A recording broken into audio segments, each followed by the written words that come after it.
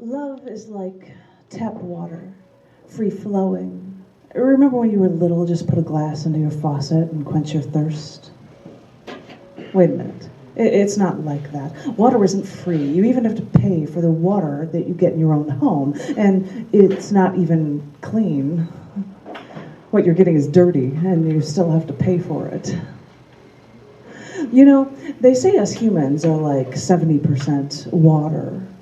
And when I think of you and all of the time that we were together, well, if you're 70% water, I have to remember that it wasn't pure and clean with you. If this was love, if this was you, it wasn't free.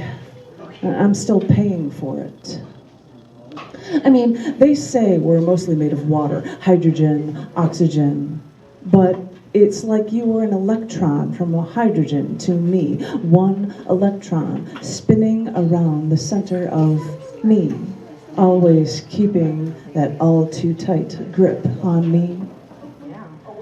I would think I was free, and there you would be, that one presence I could never get rid of.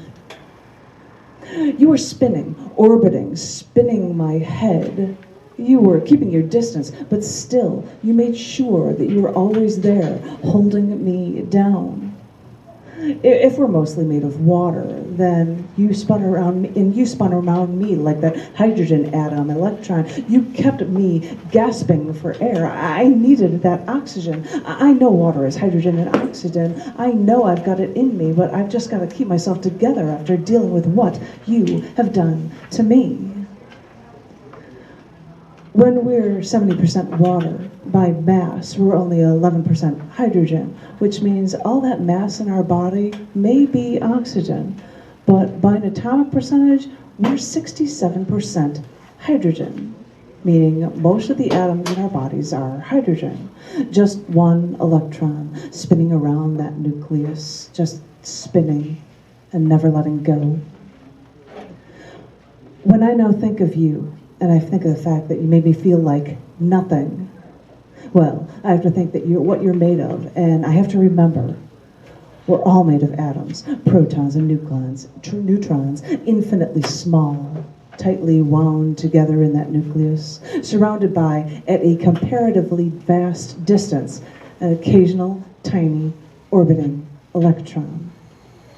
So when I think of you, I have to remember that you're made of those atoms with really tiny cores. But those atoms are filled with so much space that you're mostly made of nothing. When I think of you, I remind myself of this. When I think of the nothingness you made me feel and the fact that you should mean nothing to me, this is how I must think of you.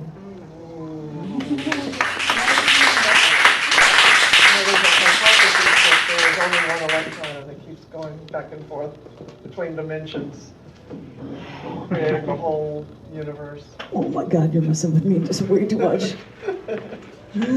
Every once in a while I like to ask the question, like, how can you have a rogue planet if a planet has to actually orbit a star? If you see a rock out in space, you don't know if it ever orbited anything. So how do you call it a rogue planet? It's just a rock. Are you sure? Do we know? Do we know that? Well, I guess in the creation of the universe, that things were started by orbiting before they got out there. Maybe it has tattoos or something. Okay, two shorter ones for you. They're not tribal tattoos, though. That's right. On the neck. No teardrops. No barbed wire, no. No. No. You know those aren't rogue. Those are mainstream. They're quite mainstream, actually. Sorry. Both of these holidays are on January 20th. So if you're looking for what's up on January 20th, Opposite Day is one of them. Here's a short little poem called Opposite. If you put a book in front of a mirror, you'll only see the words in reverse.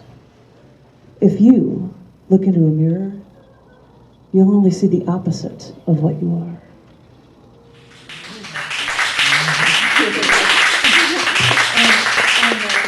On January 20th, which some of you may have heard, but I'm going to share it anyway because it's actually Penguin Awareness Day. Penguin Awareness Day. I'm telling you, Penguin Awareness Day. I got a penguin jumping photo. I got my jumping penguins photo in this book for you. This is called Ocean's Call to Dive. It's just fun to say it. I don't know if it's fun to hear it, but this is called Ocean Skull Dive. The Gen 2 penguins run down the mountain to the rocky edge overlooking the Southern Ocean. They get into a single file line looking over at the edge.